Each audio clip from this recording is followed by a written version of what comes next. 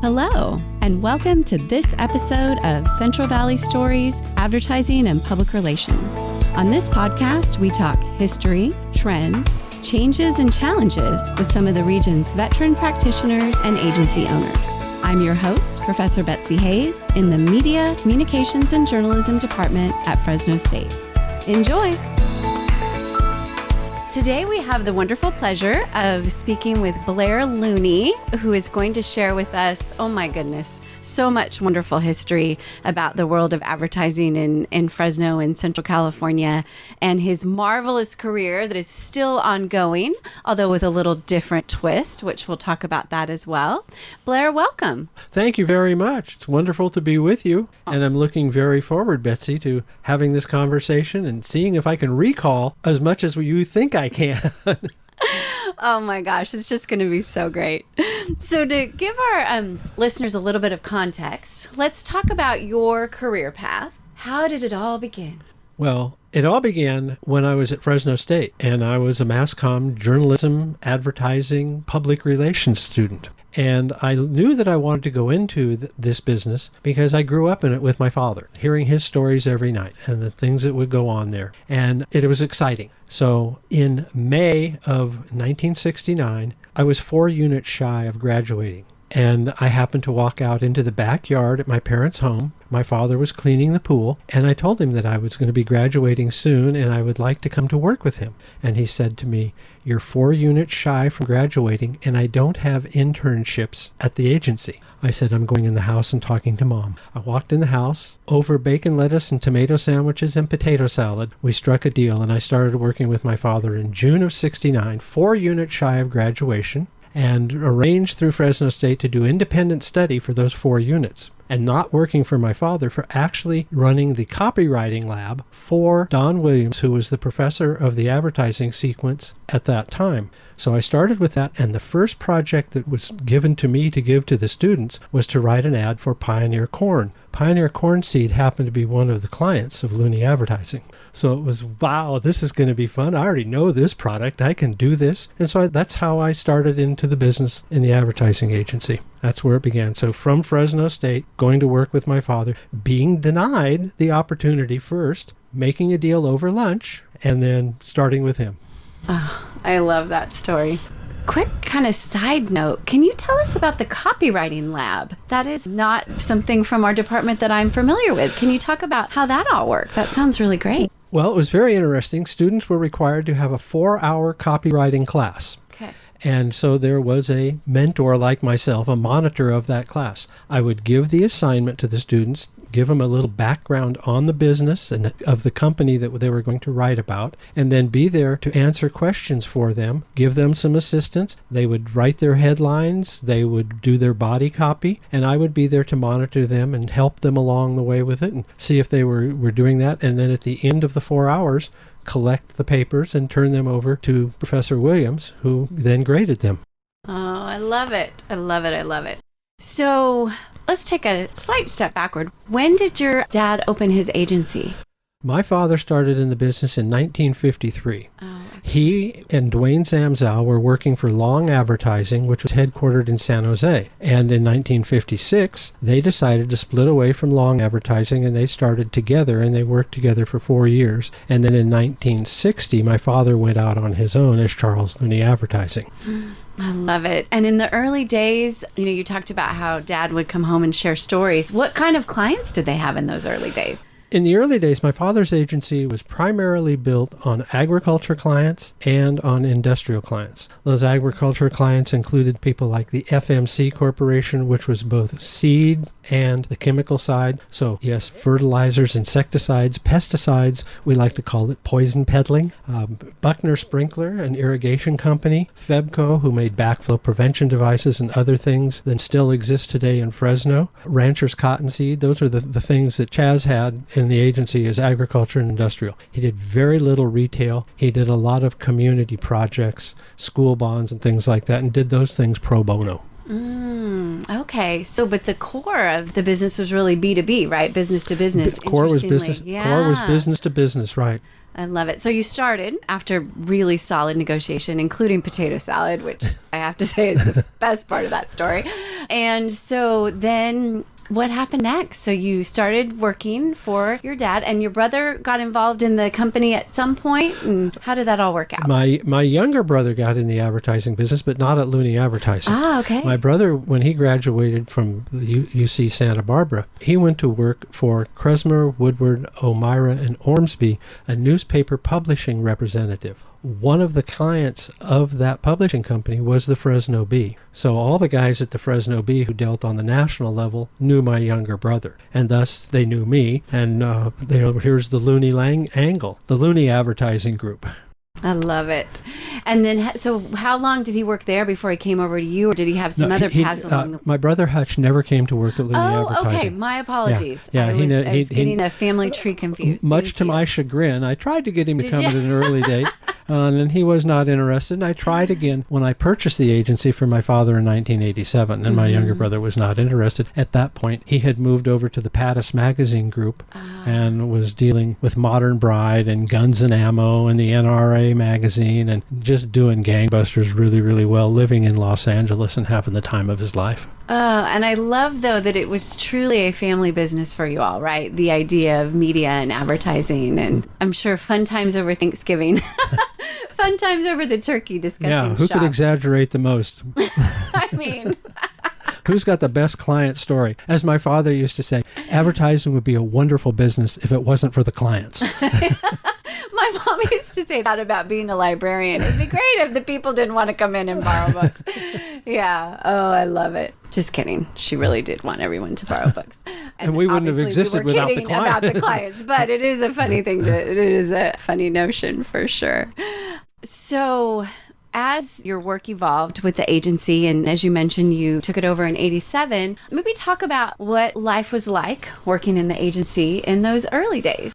I'll never forget my first day of work. It was June 15th, 1969. I walked in all bright and ready to go conquer the world of advertising. I walked into the office where my desk was, and on my desk was a brochure for FEBCO and instructions to write a news release for a backflow prevention device. I had no idea what a backflow prevention device was, but I quickly learned that it is the piece that goes in the plumbing system that separates your potable from your non-potable water. Very key and very important to our drinking sources. So I learned all about this, and then I wrote what I thought was a pretty good news release and gave it to my father, and he took it. He didn't immediately touch it, and I went back to my office to start working on something else, and he came back in, and in his inevitable way, he never used a red pen. He used a nice blue ink. My father was a copywriter before, when he was at Long Advertising. He worked on the newspaper at the University of Missouri in Columbia, editing hieroglyphics,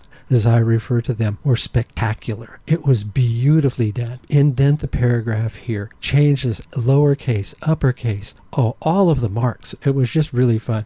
So he graded me very hard. Well, this is the same guy I had to negotiate lunch with. So that was my morning, and then I went to lunch. We were downtown in the Patterson building on the 7th floor, 710 T.W. Patterson building. I went to lunch, came back, and on my desk was a 35 millimeter camera with instructions. If you're going to be in this business, you better learn to use this. In other words, you better learn to look through a camera lens to see the world. And so I learned to do that. And, a brownie box was my extent, or, an Instamatic was my extent. And I learned to become a photographer, which later led into me starting a photography business called Lens 3. And I was doing the photography work for the agency in addition to doing media and copywriting and all of the things, client services and everything you do in a small agency. I love it. And I'm so appreciative of the blue pen. That's actually a conversation that we have as faculty, is what color pen do you use when you are providing feedback to students writing? And of course, everyone has their philosophies. And I love the fact that he used a blue pen. So over time, the blue pen hieroglyphics became less, my assumption would be, right, as you evolved as a writer? Well, they became less, and he became more confident as I became more confident. There's a particular writing style when you're doing it for real for somebody else's business, because what we're going to write and we're going to present to our client has got to be very much on target with the conversations we have had with them and the strategy they have for positioning their business and developing their brand. Mm-hmm. I had to learn all of that. This was before brand was a thing taught in college. You didn't know these kinds of things. So that evolved, as a copywriter, and then I became the guy who started working with clients, and he took me out to first client meeting was with cutting pharmaceutical, agriculture pharmaceutical, animal pharmaceuticals, and I started writing Farnham radio commercials. Farnham was a product and writing all the co-op, and it's that stuff that you put on horses that keep the flies off of them, and the stuff you put on cows' eyes to keep the things away from them, and all of those kinds of things, the insects, the bugs, and all of that stuff. You learn all of this stuff. You read all of those brochures, you become very knowledgeable. I learned that you have to listen to the client and you have to learn about their business, and you need to know it as well as they do, so that when you write a message for them, you are on point. Because the last thing you want to do is walk in and present your copy concept and have them read it and go, you missed the target. Because that puts doubt as to whether you can do the work for them or not. Mm-hmm. And so that was a great learning experience. And it was a lot of fun to learn that. And, I'm this young 22-year-old coming in and talking to these men who are in their 50s who are entrepreneurial spirits because they own these companies. They are just putting everything into growing their businesses. And I get to go along with them and have fun with it. As Jerry Della Femina said, advertising is the most fun you can have with your clothes on. Amen. And I tell you, it absolutely is. If you want to have a career in advertising, be ready to have fun. Mm-hmm. Della Femina also said, doing business without advertising is like winking at a pretty girl in a dark closet. You know what you're doing, but no one else does. And you think about that. If you're not advertising, you know what you're doing, but no one else does. Mm-hmm. And that's not going to lead to growth. No. It's not going to help your business expand, no. Oh, my goodness.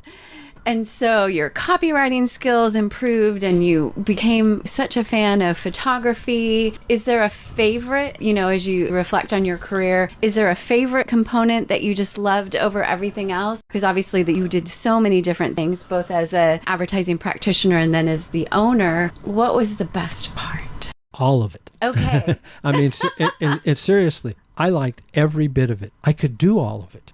I had an art minor from Fresno State. I had a sociology minor from Fresno State. I graduated with like 208 units, 5 years, you might as well. And having those minors, I experienced a lot of things. And so I was able to shift from one thing to another. Yes, I could write copy. I had graphic design abilities. I had client customer service abilities. I liked it all. So did I have favorite moments? Well, there would always be the moment when you're asked to respond to an RFP and you go out and you get the fact-finding done and you start to develop your presentation and you make your presentation and you win that client and you've competed with some other people and you get selected. That's always fun. It's also always fun to have the work you're done be recognized. Probably my favorite recognition was in 1974 when I was working with a company called the Pant Factory. I had taken that account away from another advertising agency because they did a couple things that were marginally ethical, and that got pointed out to them by the media, to the agency, and to the owner of that business. And so they wanted to rebrand the Pant Factory. This is back in the day when your stores sold nothing but pants. So you had Pant Factory, you had Pant World, you had Pant Galaxy, you had all of these pant somethings. And they decided that they wanted to expand into more, so they were going to change their name to William Carroll, named after Carroll Wilkins and William Bill Alicini, headquartered out of Madera. And they had stores from Modesto to Bakersfield. And so they were going to change the name to William Carroll, and we did the rebranding campaign for them. In 1974, we won the Best in the West Small Market Advertising Campaign. That is the most precious award to me. From there, we've gone on to win well in excess of 100 Addies on the local level, so that was a lot of fun. Probably the greatest moment and the difference that I feel that the work we did made was in the life of a human being. We were working for Community Hospitals of Central California, CCHC. And Art Rieker came up with this idea that why don't we do 1-hour television shows and feature different departments within the hospital center? And what a great idea this was. And there was a well-known community person by the name of Karen Freitas who had been on Channel 47 for years as their public person. She had moved to Sacramento. We pitched the idea to community. They said, yeah, let's go ahead and do this. We worked with the media, found a time slot that it would run. The first show had a segment on it on breast cancer and how to identify it. After that show, within a few weeks, community got a letter, and we got a copy of it, that a woman, because of what she had learned on television, examined herself and found that she had a lump, and in the early stages, they were able to save her life for not have that cancer spreading, and she was so grateful. That is the greatest thing that advertising could do. We changed the market. We changed the behavior of people by that. This was before you had Stephanie Barugian doing Buddy Check. Right. All of these things. We were the predecessors to that and creating that. And our agency did that because one individual, a creative director, had an idea for something that we could do for the client. That program existed for 3 years with us, and then it went away, and it has now come back. It was the predecessor to Community Hospitals MedWatch. There we go. So how do these things happen? It's like I like to say, if you don't know where you've been, you don't know where you're going, and you won't know when you get there. So this is an example of one of those things of how it started way back when, and somebody's modified it, and now you know where you're going and how you do that. Oh, I love it. And thank you for sharing those wins, because that's just spectacular. And I love how precious that first award still is to you. Betsy, it hangs in my office at the Better Business Bureau today. It is the only one that is there. Oh. It's the only one I kept. That is so great. So talk about kind of the evolution of your role at the agency, because we started and you're learning all these things. And as you mentioned, then you took over in 87? In 1987, I started the buyout of my father. And it was a 5-year buyout plan. It was basically all the tax advantages for the both of us. We worked with the CPAs to do that. And the transference of the cash that was in the business, because you got to have money to operate, and you better have a whole bunch, because we like to operate with about 180 days of operating capital, more than lots of people do. And what I decided at that point had been ag and industrial. And after a few years of doing that with him, I started developing retail business. And then when I purchased the business, I decided that we needed to focus more on retail, and we needed to focus more on point of sale and event and public relations marketing programs. And as luck would have it, we got the Central Valley Toyota dealer account, and that became our first regional account. And that led on to us handling Toyota dealers from Modesto through Visalia. That led into a General Motors account for the Sierra pickup, GMC, for the Central Valley of California. That led into the Monterey market, led into the San Luis Obispo, Santa Barbara market, then over into Bakersfield. So I had 1 week a month that we'd have a meeting of the Central Valley GMC truck dealers on Monday, Tuesday in Santa Cruz, Monterey, and then Wednesday down in San Luis Obispo, and then Thursday in Bakersfield. So I traveled this little loop, and that went very, very well. And then that led into us getting some more regional business as we became qualified to do that and handle that. That led into, we got the McDonald's account with stores from Livingston down through Bakersfield. I think there were 11 McDonald's operators plus the corporate stores. We handled Mattress Land as a regional account that was in California, Nevada, Oregon, Washington, Idaho, and that led into us getting Gotch Trucks, which is California, Oregon, Washington, Alaska, and Idaho stores. And we became this agency. That's what we handled. We became the largest regional retail agency in the San Joaquin Valley. We were handling quite a bit of business.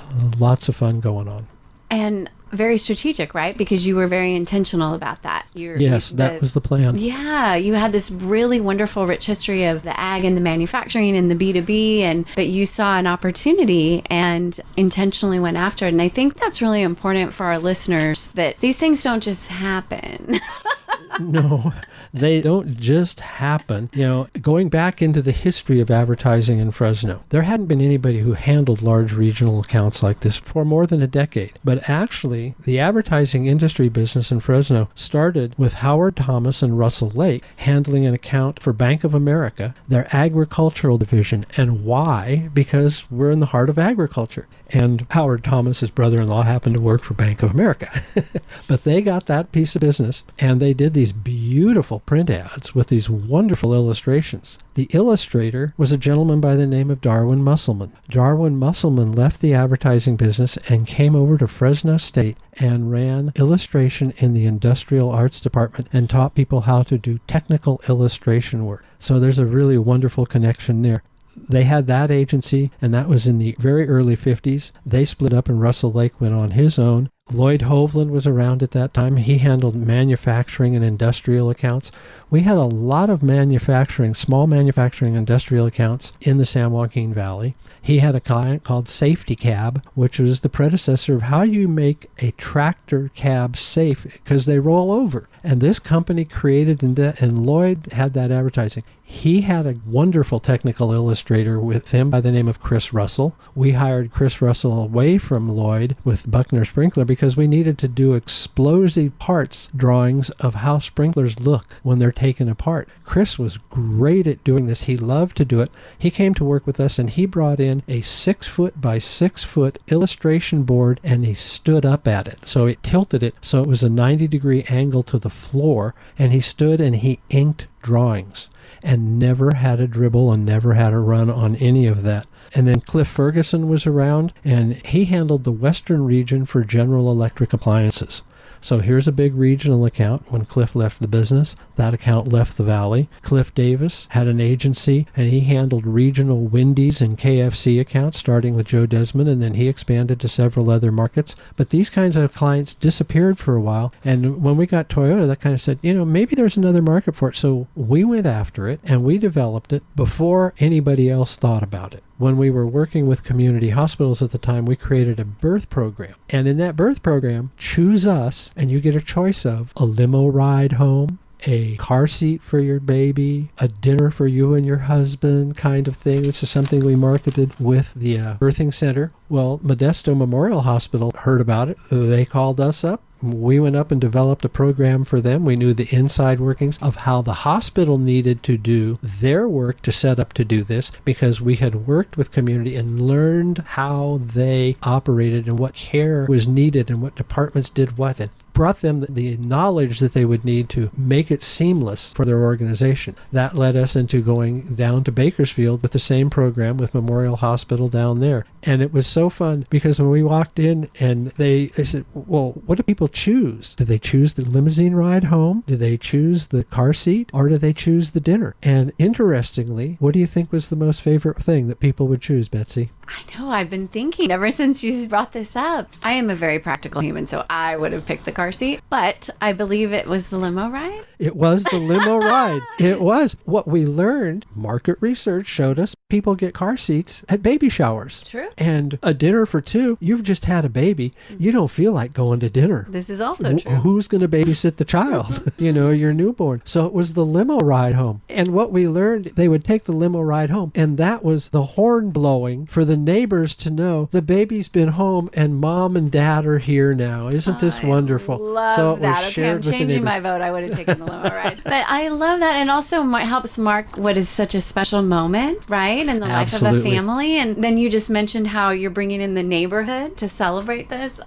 So much good about this idea. And ROI, right? Because granted, there's costs involved, but the ROI on this is off the charts. Absolutely. Absolutely. And the hospital people got very behind it. This engaged the nurses in it. It engaged all the staff of, look, we're doing something so different. It moved their maternity services up. When you're number 3 maternity services, you need to get up higher so you make more money in that department so you can cover more of your expenses. You can expand it. The whole thing, they wanted to be known. You got to rebrand it. So we did this little promotional thing. That's that promotional side that I looked at for going to the strategy of becoming a regional retail agency with this marketing promotional activity going on at the same time.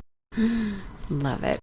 Let's talk about McDonald's, because that was a big piece of business for y'all for quite some time. Talk to us about that work and what y'all did for McDonald's. McDonald's, like Toyota, were fabulous pieces of business to work with, because when you became immersed in them, you didn't just work locally. There were rules and structure and brand guidelines that you had to follow. We got to go to Oak Brook, Illinois, the mothership of McDonald's, and we are one of their 110 agencies across the country, and you're coming in there and doing this regional stuff, and it was phenomenal. You learned hamburger, and there really is a hamburger you, there was at the time, and all of the things that you could do and the things that you couldn't do. Those meetings were fantastic because they talked about and displayed the strategy of how we're going to market for the next year. McDonald's would have these windows of several weeks. I'm not going to disclose the amount of time and give away the marketing program. I'll just tell you right that. I signed a whole bunch of waivers and documents on that, and I'm not going to do that. But so they would have these windows where they would be doing their national advertising. And, it would be things like, well, it's coming into Easter season, so it's filet of fish. And it would be summer, and it's going to be the McFlurry. And then there were other windows that were left that were non-promotional times from corporate that they left for the operating group to do their own events. So we created products for those, or we would use things that they already had on the menu. One of the favorite was the McRib. We'd always bring McRib back in February, and it would sell through the roof. Just turn it on, and here they come through the door. Well, we decided that we needed to come up with something that was exclusive to our area because, the Big Mac was created within the McDonald's system by an operator. And our group, the Central Valley McDonald's operators, were very innovative. They said, we got to come up with a hamburger that's different than what we've got. We need to do a leaf lettuce rather than a shredded lettuce hamburger. We need to have a slice of onion. We need to have a slice of tomato. So we said, yeah, we can do this because we're using ingredients that exist in the stores today. So, because you got to make sure that if you're going to roll this out in all of these stores, that the food distributor, Martin Brower, can provide the food product and that there's going to be room in the store's freezers for this food product to keep it fresh. And that there is going to be a key on the cash register so at the point of sale, they can push the button that this is going to be this hamburger sold. So we had to create something that would taste good. So we had to do a taste testing. So we went to Hanford to Frank Gianola's store, and in the afternoon, there were 8 of us, and they would cook these hamburgers, and they would arrange the patty, and then you would put the onion, and then you'd put the tomato, and then you'd put the lettuce, and you'd put the mustard and the ketchup, and you would rearrange that every time for tasting. So you'd make this burger, cut it in quarters, everybody would taste a quarter, and then, well, okay, we like this order, now let's rebuild it, and let's put the lettuce in a different position, the tomato in a different position, all the ingredients in different positions, and we did blind voting. So we didn't discuss it afterward. Well, that's pretty good. It'd be, oh, that's pretty good.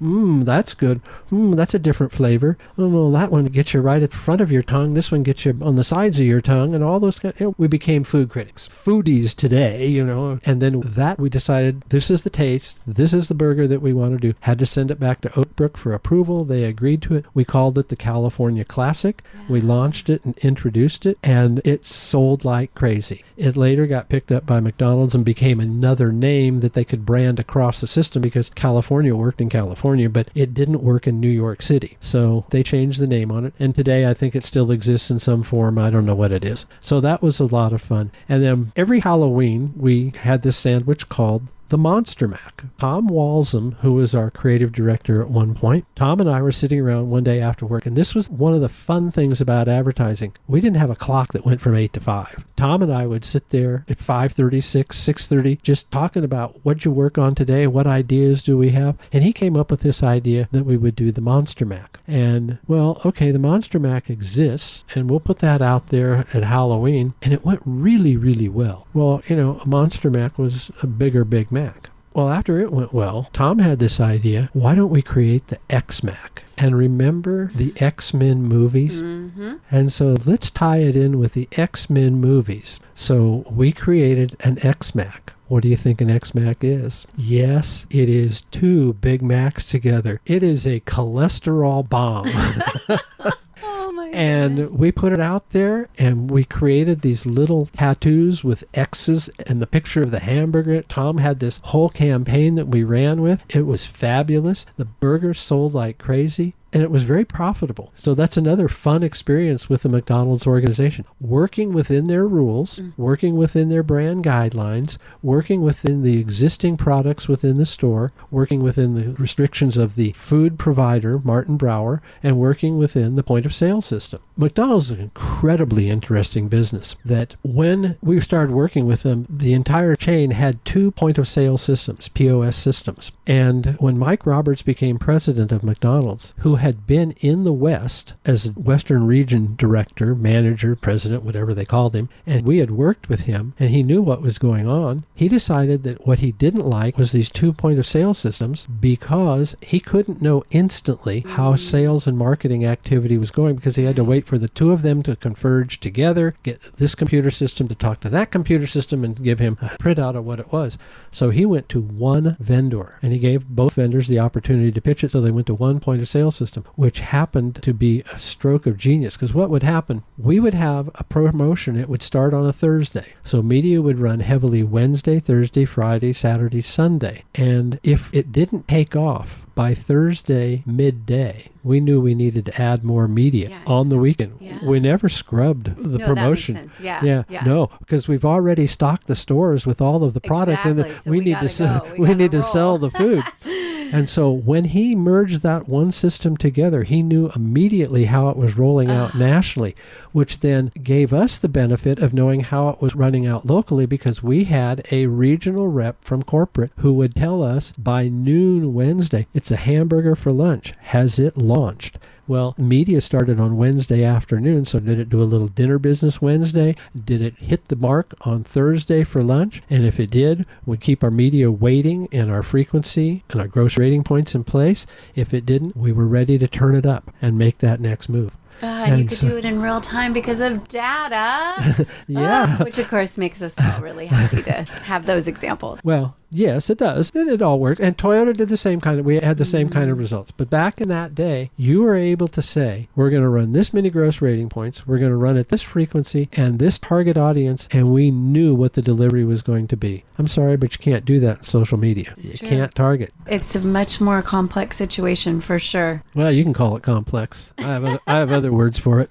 Thank you so much for sharing that, because I think that a piece of the advertising business that a lot of folks are not aware of, because you have this international company, and really lovely to hear from behind the scenes about how it happens on the regional level. And what I loved about that story was that even though they have their guidelines and this very, very strong brand, that you all still had room to be creative within that. And it obviously was a lot of fun and very successful. Well, we had a lot of fun with it. We were able to create, you have Ronald McDonald. You don't play with the brand clown. No. You don't do that. No. We don't play with him at all. Ronald is one of the most recognized icons in the world. I think it goes Jesus Christ, Santa Claus, Ronald McDonald. I think that's the order in which it goes. At least that's the way I like to think it goes. So we needed to have truly a spokesperson who would be continuity from one campaign to another. And along came, from the Sons of the San Joaquin, Jack Hanna and Dusty Trails, his partner, who were doing programs for students' education through Fresno Unified School District. And they produced a book, and they had all of this, and they were doing this. And we thought, wouldn't it be great? Let's get Jack to be our cowboy, and we'll do Western theme commercials. And we had the most fun doing them.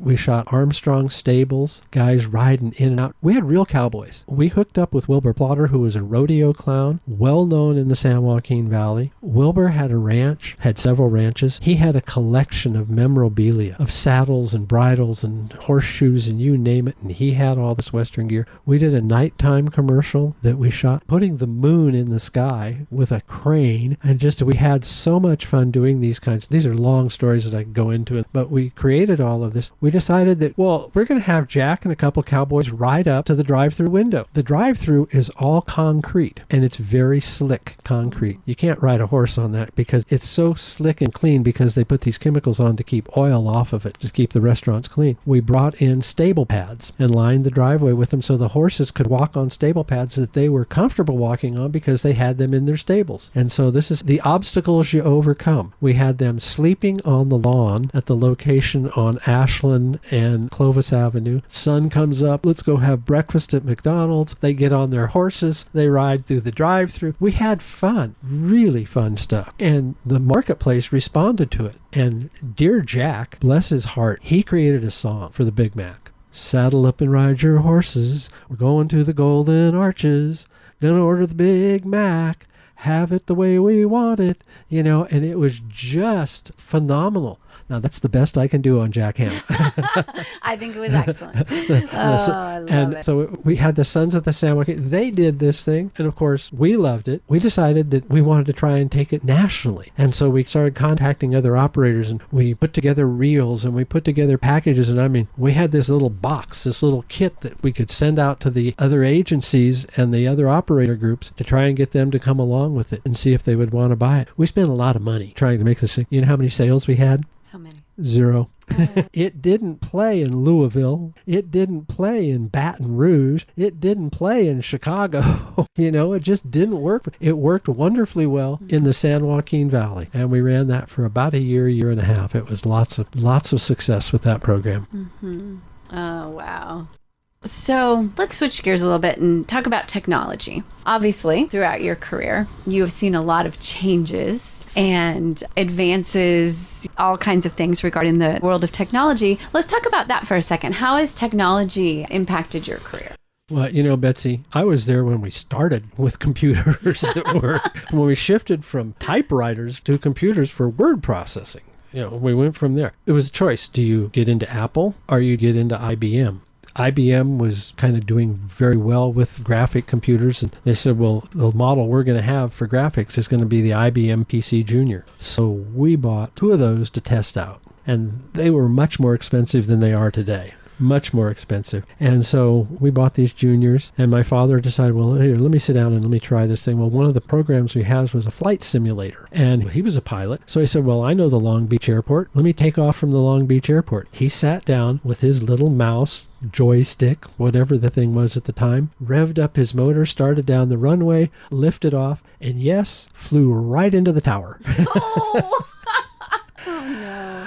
We knew that it was not going to be IBM juniors that were going to lead our way. So at that point, we then hired Mark Dement, who was a graphic artist, and Mark was strong on saying we need to move over to the Apple. And so we moved into Apples and went from there. Apples would really be known for their graphics at the time. They weren't really a word crunching system. So we had the DOS operating system up front, and we had Mac with graphics in the back. And it was so fun because in the infancy, we had IBM computers running 64 bytes.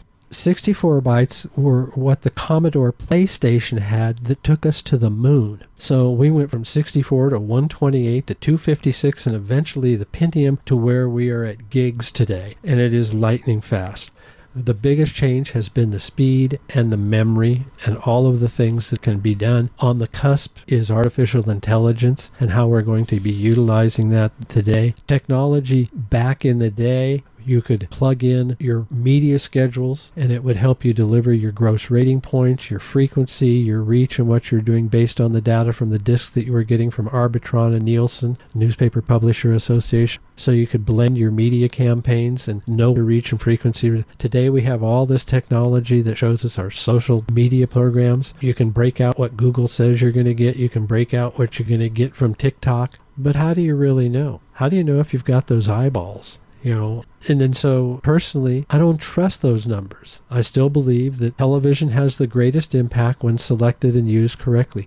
There is a reason that McDonald's uses television and radio. There is a reason for the launch of new Lexus product. Their number 1 media is television, number 2 is print, and number 3 is social media. We all put too much emphasis on social media. It used to be Facebook was the hottest, latest, greatest thing. Do you remember what was before Facebook? MySpace. And how quickly did MySpace disappear? Mm-hmm. And then Facebook. And then who comes next and who comes after them? And how many platforms are there for social media? And our population can't keep up with it. And so they're spread all over everywhere and they go back and forth from one to another. When the younger generation, the under 35s, the under 25s realize that mom and dad and grandpa are using Facebook, well, they abandon it, and well, now we're going to have TikTok, and we're now going to go to the next place, and it's fun and it's exciting. It makes great conversation. It makes it very difficult for an advertiser, particularly for an old dog like me who's used to telling a client, here's what you're going to get. I can predict what the return on your investment is going to be by how much we're going to spend, by what we're going to get. Nobody can do that with social media today. It's a wild guess. And, we're playing with people's money.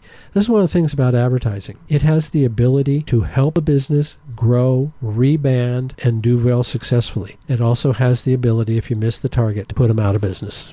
Overspend, lose, don't grow it. Somebody else is going to take your market share.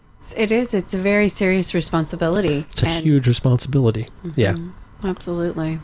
So as things have gone on in your career, obviously the technology has changed significantly, and I definitely remember the days of the good old PC Junior and the first Mac Classics and all of those wonderful things and email and all that good stuff. I still have the original IBM portable computer.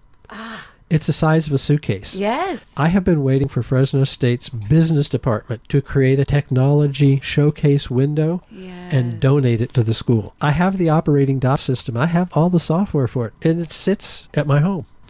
We should have some sort of a wonderful, well, I was thinking museum, but yes, at the very least, some sort of wonderful window display. So if anyone is listening that can make that happen, we have thoughts. We have thoughts, yes. I have an old Smith Corona typewriter in my office that I would donate as well to that cause. So. Well, I have an IBM typesetter. There we go. Yeah. Yes. Oh, I love it. How else have things evolved over time in the agency? What else is drastically different now than it was back then? I think that people don't have the kinds of relationships with each other that we used to have. As competitors, we'd have lunch together. The Ad Federation, we had 120 members in the Ad Club, and we would have events. We'd have a Christmas party. We have 500 people would come to this. The agency people, the media people, the clients would all come. We'd all have a great time together. So we had relationships. We knew one another. That has changed. It's become much more competitive and much more aggressive, much more intense.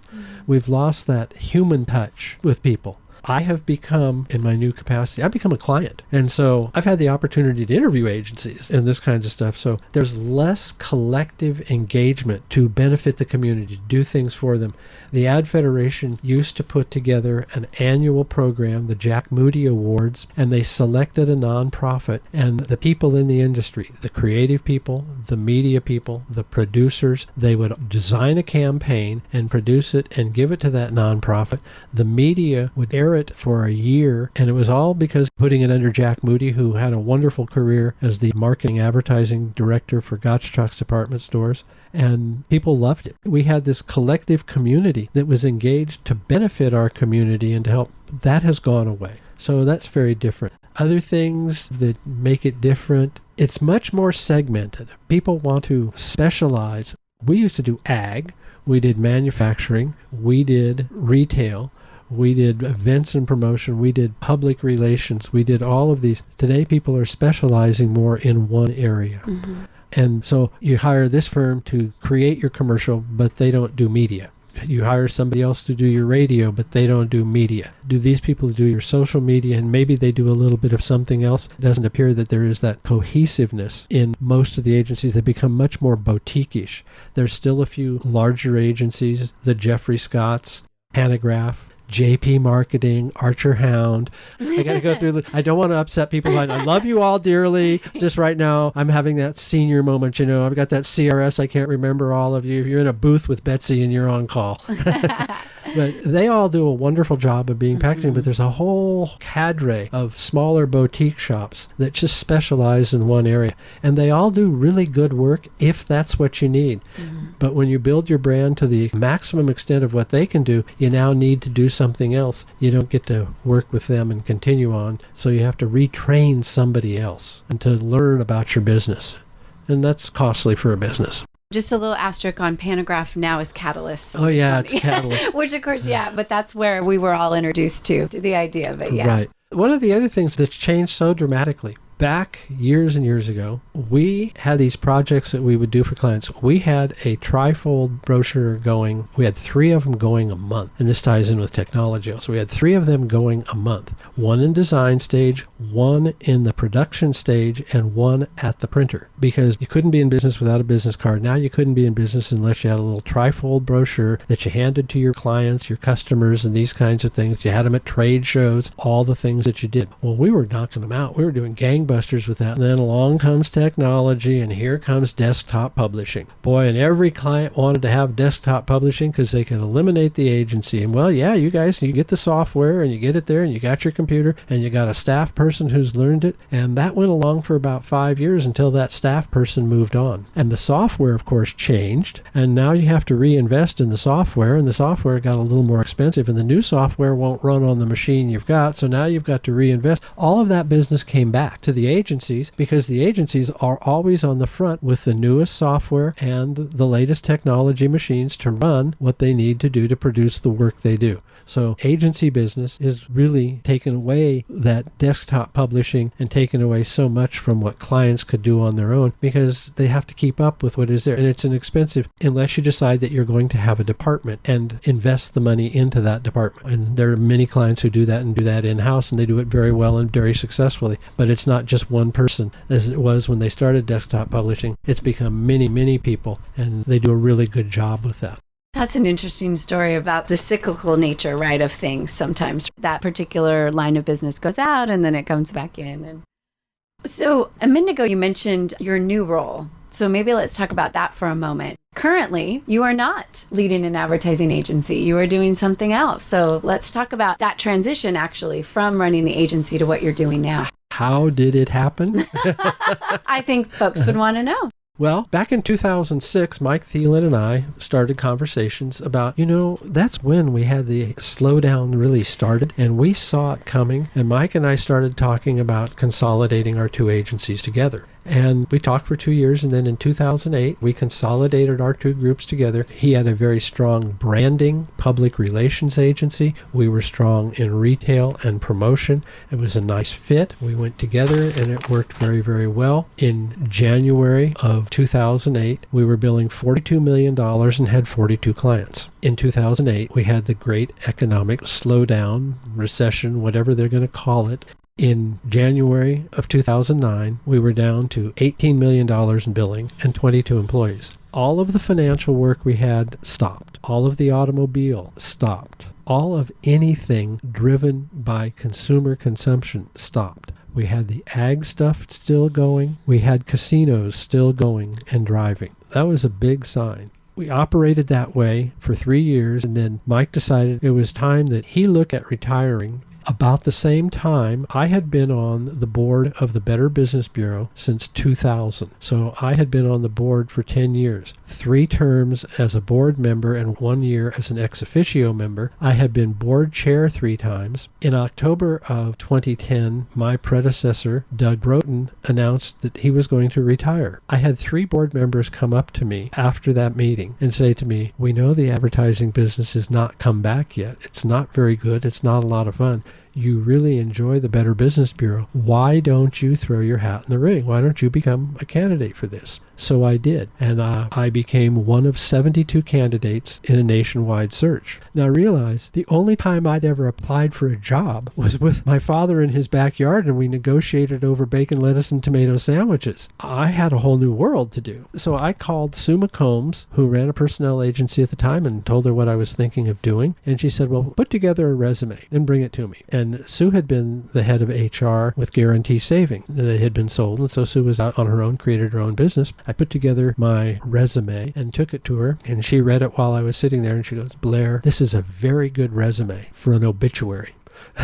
I just went, okay, this is my friend being brutally honest. She said, "Let me work with it a little bit. Let's get together next week." So we got together the next week. She had worked on it a bit. We made some revisions to it. I added a little copywriting color to it because the problem I had before, I put too much color into it, and submitted it. I became one of the 72 candidates. The next thing was they're now going to do a phone interview, and I became one of a dozen phone interviews. They had hired a headhunter. I became then one of 3 for oral interviews, the finalists, and they asked me a question about if I were selected, what I would do in the next 3 years. I could have slid down the table, put my 2 little hands on the face of the headhunter, and smacked her a kiss right on the lips. Because I had been on the Council of Better Business Bureau Board of Directors, and yes, I was involved in the Strategic Plan Committee. I had the booklet, and I told them what was going to be happening in the system for the next 3 to 5 years and the roles that the local BBBs would play. She had to stop me. She put the ball in my wheelhouse, and I knocked it out of the park. I mean, really, it was incredible.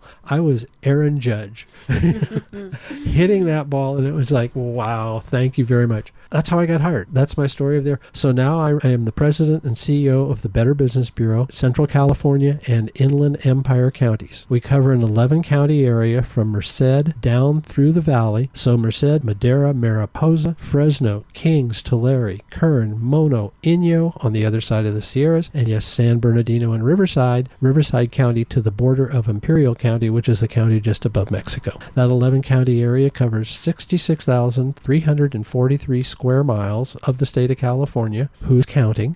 We are the largest geographic BBB in the state of California. We're the only BBB in the state of California without an ocean view, unless you're on the top of Mount Whitney on a clear day. And if you look to the west, you see the ocean, and on that clear day, you look to the east and you see Utah.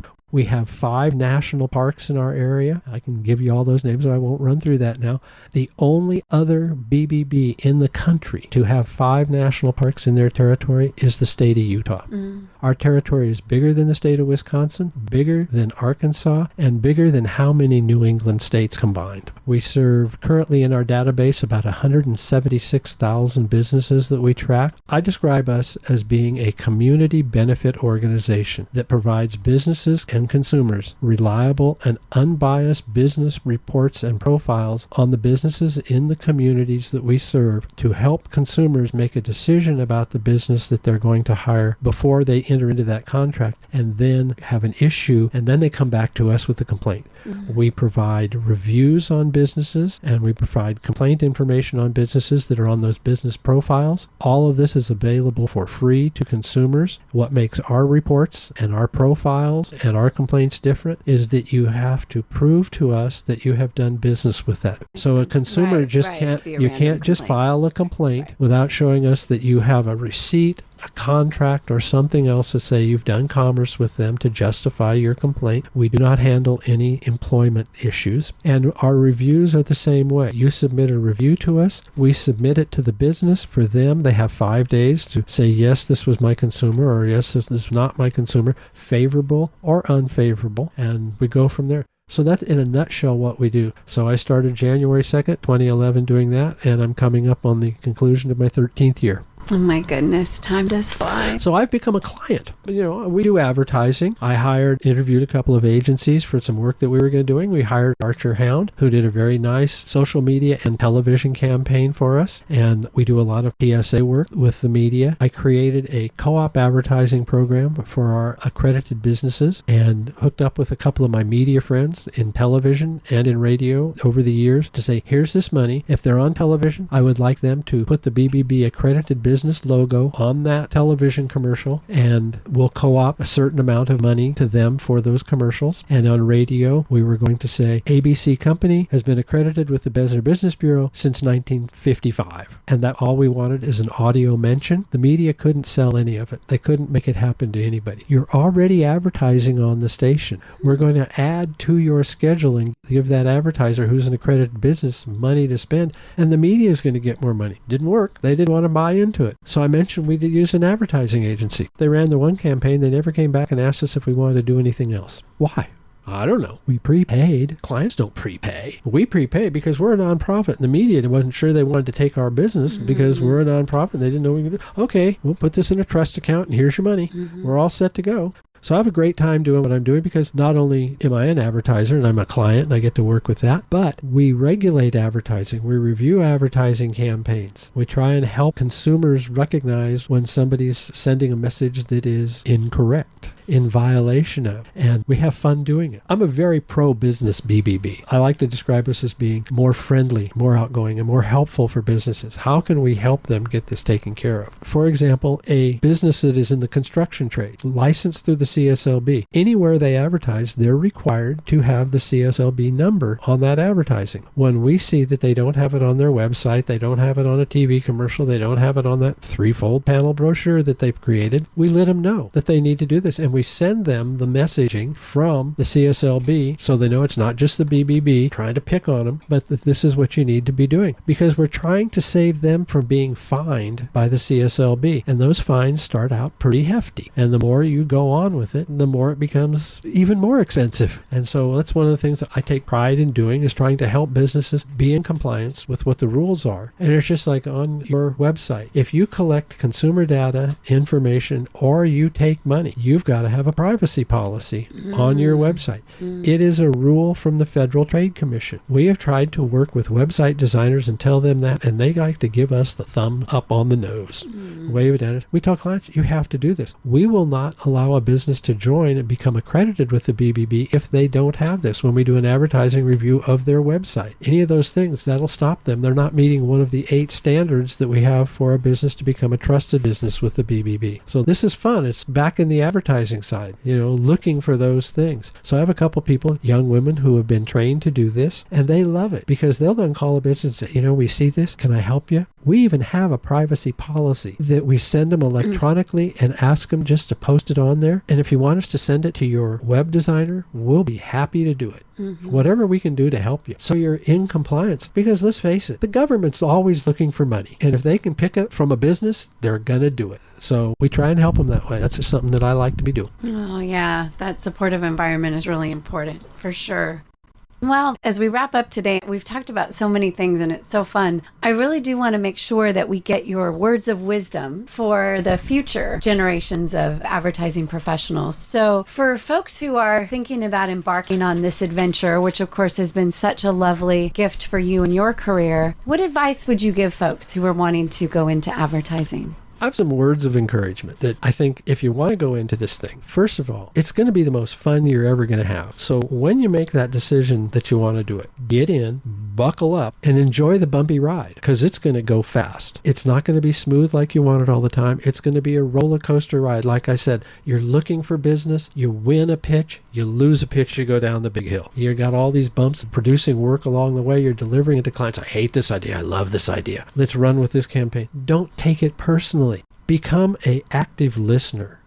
Listen to what your customer, your client is saying. Look around the world and see what's going on. Learn everything you can about that client's business. You can't do it by sitting on social media. You've got to go to concerts. You've got to go to sporting events. You've got to go to the parks. You've got to go camping. You've got to go fishing. Look at the television commercials or the content messages we see of the photographs we see. What are these people doing and how do they tie in with that customer, to that client? What solution can you have? So you have to have an experience that you've had that you're going to give back to people so they relate to the product through that. Bring your best thinking to the table every day. Don't be a slacker and let somebody else do it. Bring your best thinking. Engage in the discussions. Don't be afraid. As I say, I always like to be the first one to go and put my little baby on the middle of the conference table. My little baby happens to have blue eyes and blonde hair because that's the way I grew up. By the time we get done, it has red hair, brown eyes, and freckles. But somebody's got to go first. And don't hesitate being first. Don't take it personally. But that gets you engaged in the discussions in the participating process. Ask lots of questions. Push people in a polite way. Find out what you want. Be honest all the time. Because if you lead with a message that's not, you'll get caught really fast.